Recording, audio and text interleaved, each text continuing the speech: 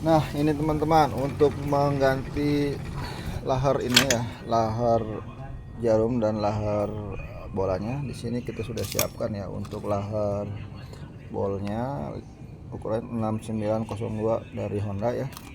Untuk lahar jarumnya ini 2 DP ya dari Yamaha ya. Nanti kita akan ganti, dompet siapkan ya. Dan seal puli belakangnya ya, seal pulinya itu kita siapkan barangkali bocor ya. Dan di sini seal krok as CVT-nya nih. Bocor nanti kita ganti. Oke, nanti kita akan buka ya.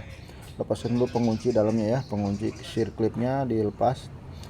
Lalu kita gedor saja dengan menggunakan batang dan palu.